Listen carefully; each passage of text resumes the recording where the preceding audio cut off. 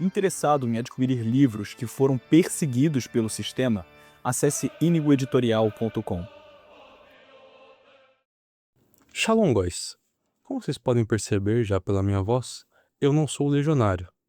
Eu sou, alguns talvez possam me conhecer já, do Telegram ou de qualquer outro lugar, eu sou o Modis.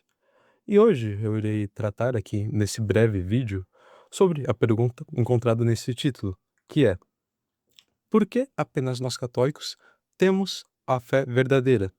Esse vídeo não terá um intuito tanto quanto apologético, e sim informativo para os católicos mesmos. Porque hoje diversas pessoas, entre nós católicos, afirmam que temos uma fé similar com os protestantes, ou qualquer grupo cismático, ou qualquer católico no geral, que levando esses indivíduos às últimas consequências, levam a certas ações ecumênicas, só que se entenda o ecumenismo no mau sentido, isto é, aquele que busca um diálogo entre as partes, buscando aprender, é um negócio meio estranho, para dizer o mínimo. Porém, eles partem muitas vezes dessa premissa, falar que nós temos uma fé similar, que compartilhamos de muita coisa. Eu irei explicar em que sentido podemos dizer que nossa fé possui certa compartilhamento de algumas coisas, porém, do mesmo modo, vou demonstrar por que ela é essencialmente oposta e diferente de todos os outros grupos. Então, vamos começar.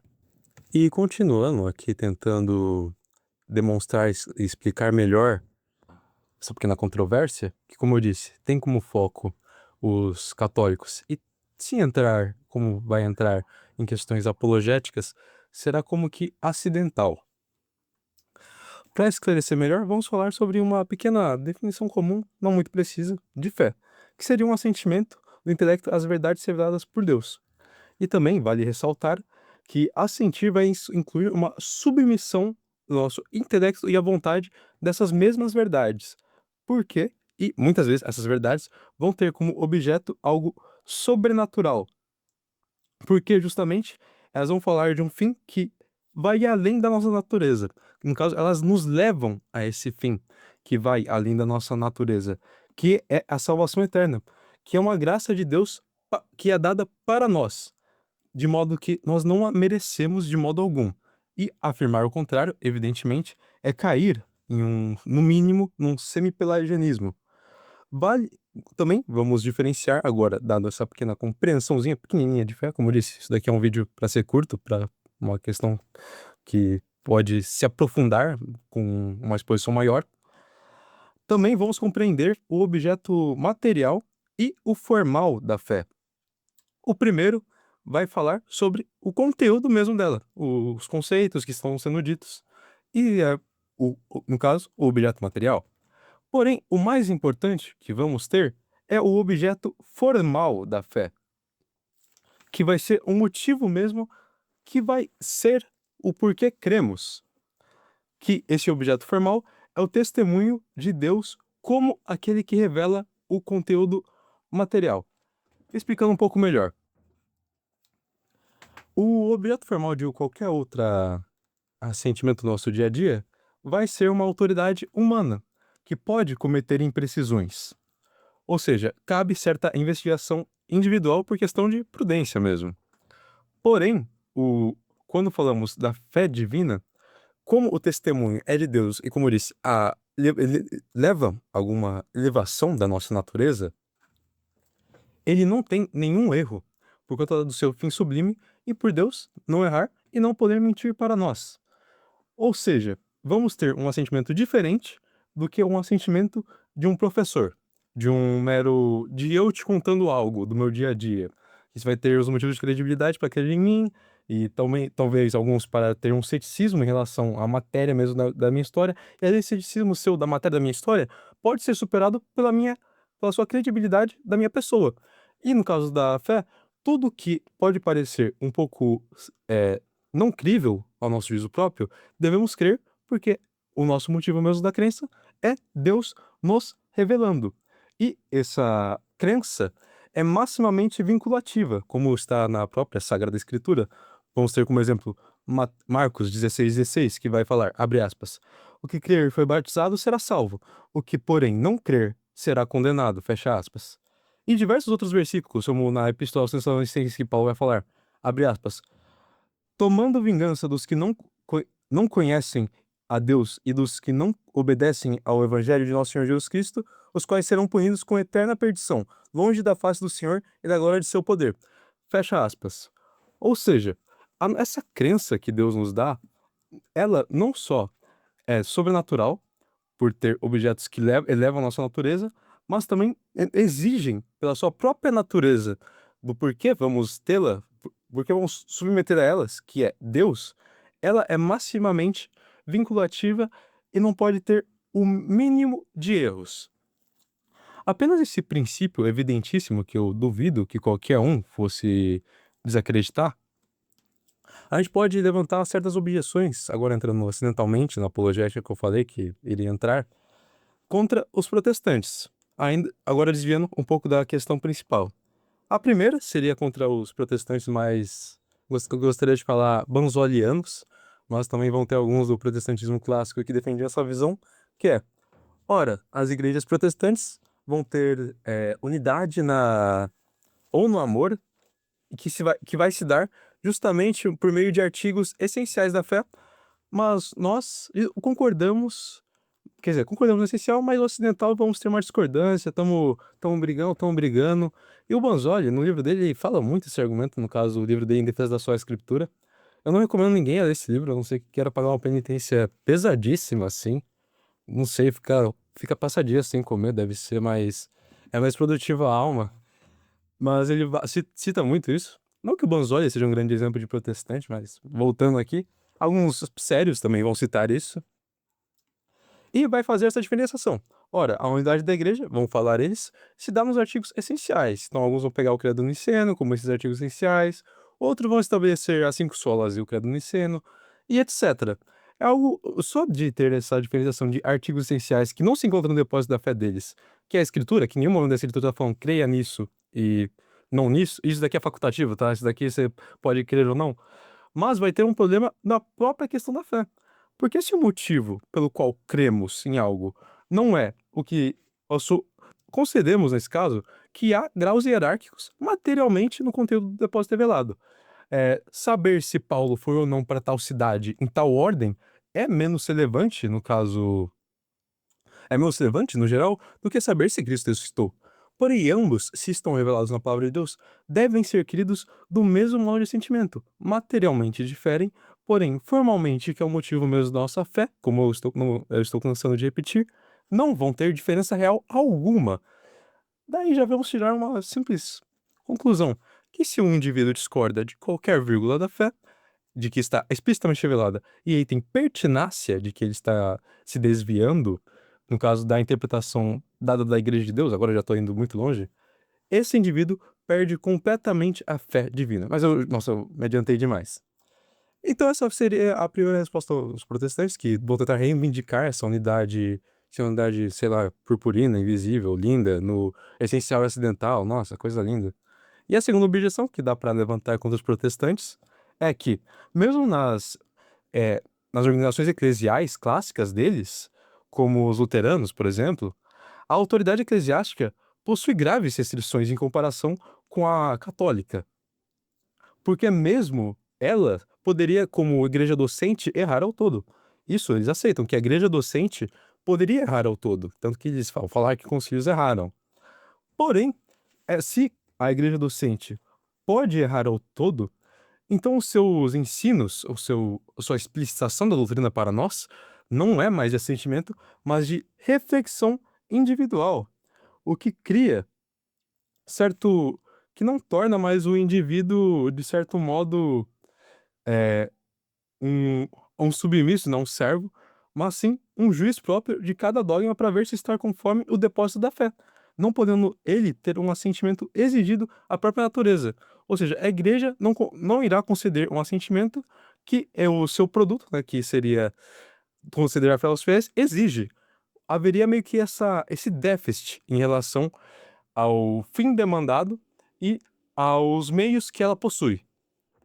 E expandindo um pouco mais, o Franzlin vai falar de um modo primoroso no seu tratado sobre a tradição, abre aspas, visto que, assim como a escritura pode ser chamada de norma, a qual todo dogma deve ser ponderado e julgado, e já que a norma não pode ser as escrituras não entendidas, mas o seu sentido entendido, isto é, não as escrituras que precisam ser explicitadas, mas as escrituras já explicitadas.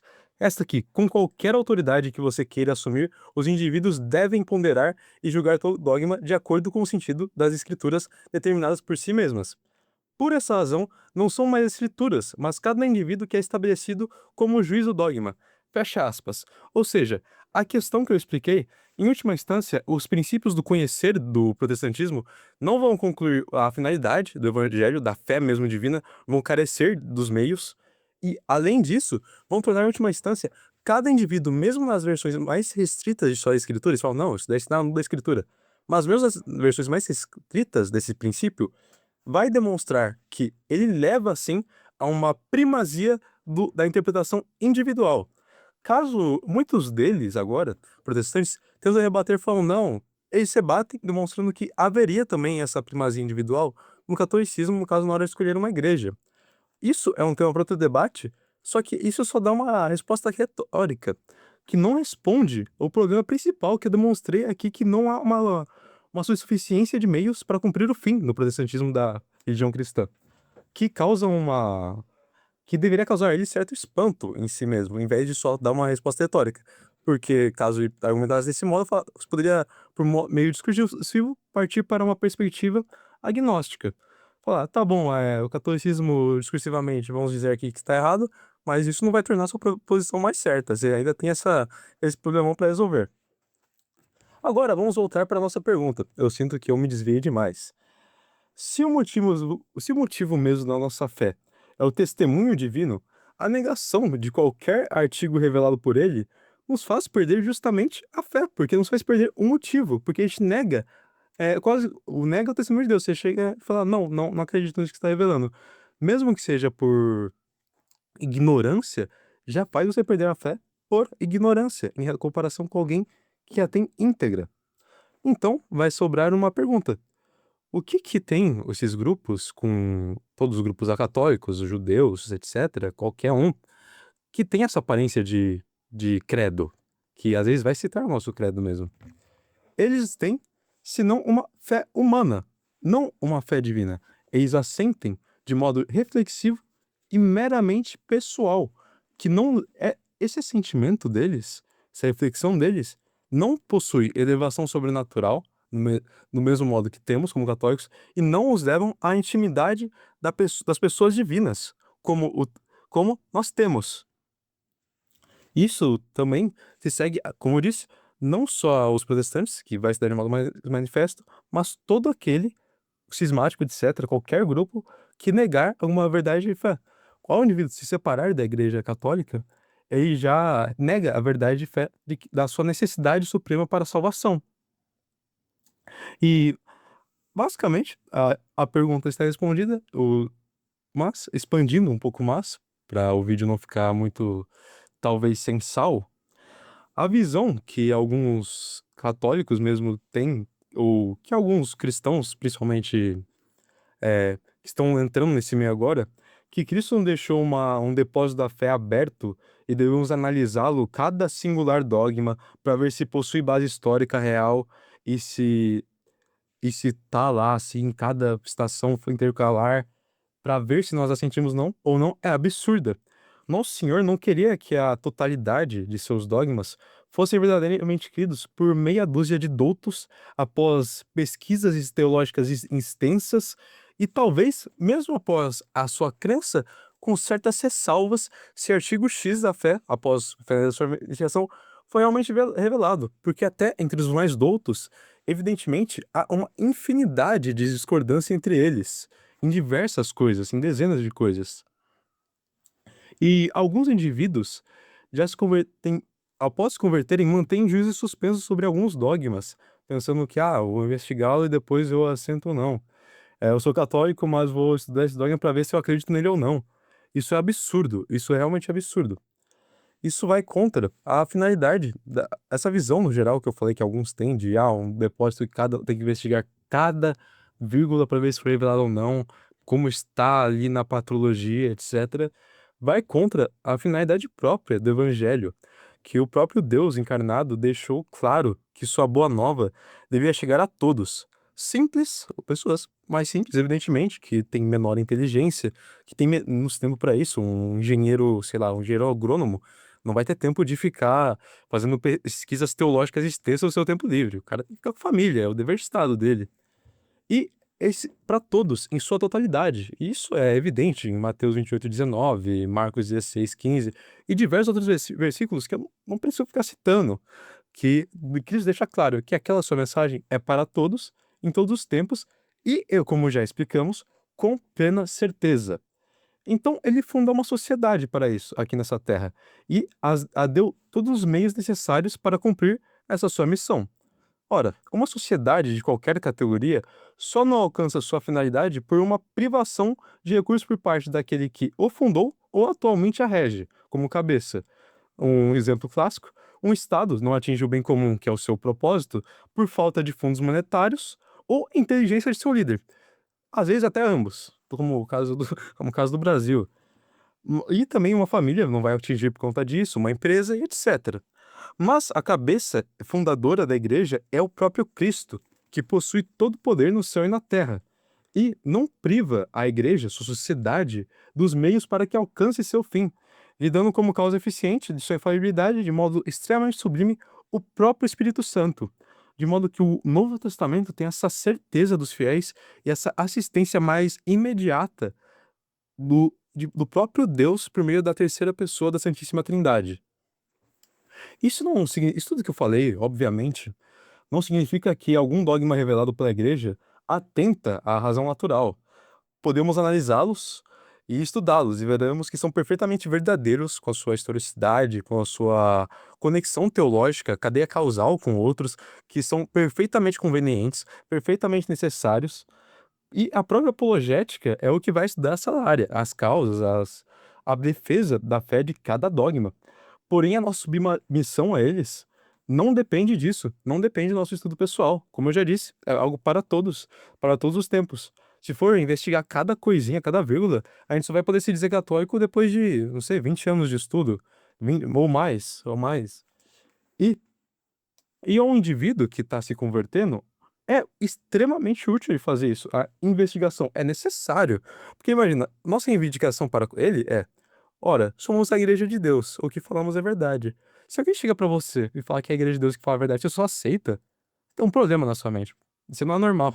Então, essa investigação, no caso, vai ter a diferença da pregação didática e da pregação apologética. A didática se dá aos fiéis e deve deles o assentimento. Mas a apologética, aí sim, tem que demonstrar. Isso também vai se dar na pregação de um pré-catecúmeno e já de um catecúmeno, que é um que tem o desejo de se batizar, que é um católico ali por desejo mesmo, e quer pertencer àquela tua sociedade. A esse só cabe o assentimento. Mas ao pré-catecúmeno, devemos demonstrar. Isso também vai entrar na controvérsia dos bereanos, né? Que basicamente o que eles estavam fazendo, lá em, salvo engano, Atos 17, nem tá no roteiro isso, só obviamente agora. Eles estavam tendo uma pregação apologética de Paulo. E Paulo, sempre que vamos pregar, temos que evocar a credibilidade da igreja, né? Os meios de credibilidade. Isso vai ser relativo a cada indivíduo.